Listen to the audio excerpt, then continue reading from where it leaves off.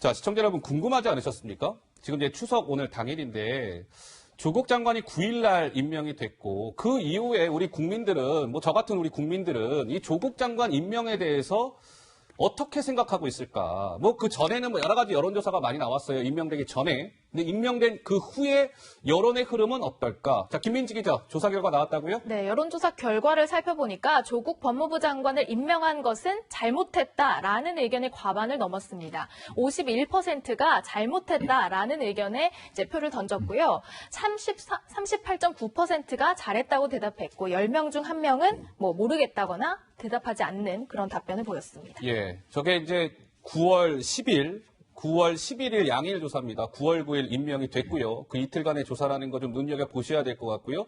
그 이후에 여론조사를 돌려보니까 잘못했다가 과반을 넘었습니다. 51. 그중에 이거는 매우 잘못된 조치입니다라고 답한 분이 37.4였습니다. 잘못했다와 잘했다의 격차는 12.1%포인트 차이입니다. 두 자릿수대로 벌어졌다는 거죠. 글쎄요. 청와대도 이 여론조사를 좀 이렇게 좀 가슴 깊이 받아들여야 되지 않을까요? 뭐 그렇죠. 뭐 여론조사는 일단 여러 가지를 이제 의미하고 있기 때문에 예. 이걸 뭐 주의 깊게 볼 겁니다. 저는 깊게 보고요. 예. 다만 이제 그렇게 생각하는 것 같아요. 이게 잘못됐다고 생각하는 이유는 지금 수사가 진행되고 있고 특히 정 교수가 기소가 된 상태 아니겠습니까? 예. 그리고 이제 정 교수 관련된 여러 가지 이제 뭐 진술이나 아니면 정보들이 이렇게 언론을 통해서 보도가 되면서 아직은 이제 해명이 되거나 아니면 그 결론이 나오지 않은 상태에서 국민들 입장에서는 이 부분이 좀 더 크게 다가오는 것 같아요. 예. 그래서 부정적 여론이 더 큰 걸로 보여지고요. 그래서 이 부분은 이제 수사가 어느 정도 진행되고 나서 어떤 경우가 나오느냐가 또 변곡점이 될 가능성이 있다는 생각이 들거든요. 예. 아마 청와대 주의 깊게 볼 거라고 보여지고요. 지금 이런 부분들은 뼈아프게 받아들일 거예요. 저는 그렇게 생각해요. 그러니까 실망한 특히 이제 20대나 이런 그 젊은 층에서 조국 후보자, 조국 이제 장관이죠.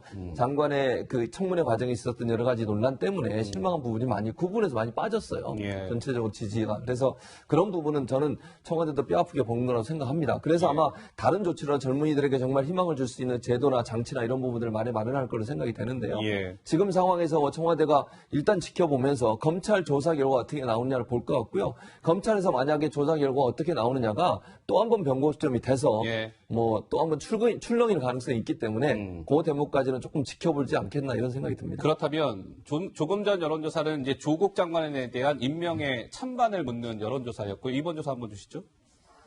그렇다면 국정운영, 문재인 대통령의 국정운영에 대한 국민 여론은 어떠했을까요? 이 역시도 9월 10일, 9월 11일 양일간의 조사입니다.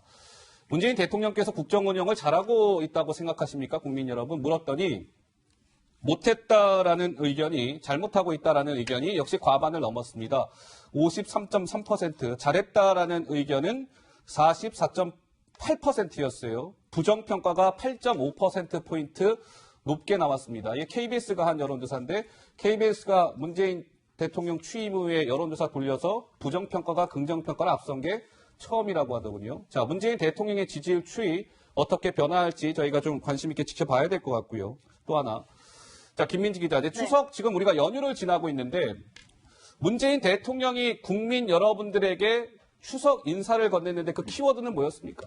공평이었습니다. 공평이라는 공평한 나라 이런 걸 좀 강조했는데 사실 이번 조국 장관의 임명에 반대하는 여론의 주된 내용은 뭔가 공정한 기회라는 이제 문재인 대통령이 줄곧 강조해왔던 어떤 가치가 손상됐다 이런 내용이었지 않습니까? 문 대통령도 이를 의식한 듯이 이번 추석을 앞두고 메시지를 내놨는데 공평한 나라를 강조했습니다. 직접 들어보시죠.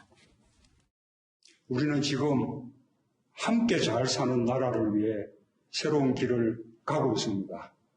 그 길 끝에 더도 말고 덜도 말고 한가위는 같은 날이 있으리라 확신합니다.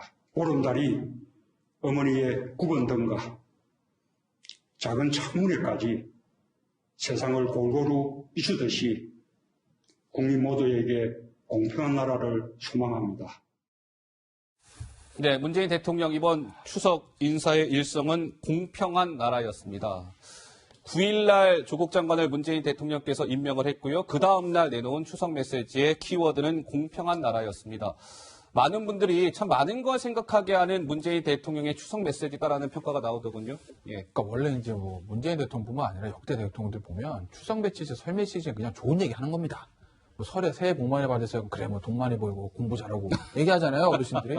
예. 그냥 좋은 얘기 그냥 다 골라서 하는 거예요. 그러니까 사실 뭐 의미를 좀 부여하긴 그런데 이번에 이제 문재인 대통령의 추석 인사는 왜 그러냐면 저기 마지막에 있었던 공평한 나라 소망합니다. 이것 때문에 그래요.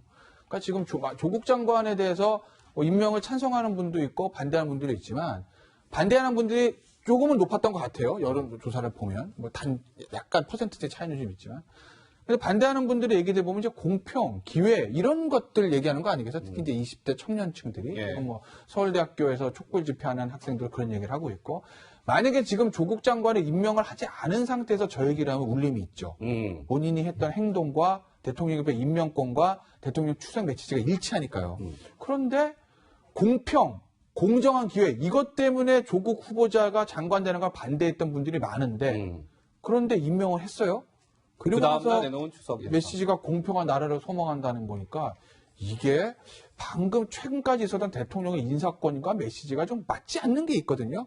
그러니 도대체 대통령은 무슨 얘기를 하고 싶었던 걸까라는 의구심이 좀 드는 거 아니겠습니까? 예. 제가 자, 개인적으로 예. 잠깐만 그 최 교수님. 대통령이 무슨 얘기를 하고 싶었을까 제가 해석한 부분은 예. 공평한 나라가 됐으면 좋겠다는 소망을 소망합니다. 표현합니다. 자, 왜냐하면 아까도 제가 말씀드린 젊은이들이 너무나 실망을 했어요 이번에. 그 대통령이 저는 안다고 봅니다. 그걸 모르겠습니까?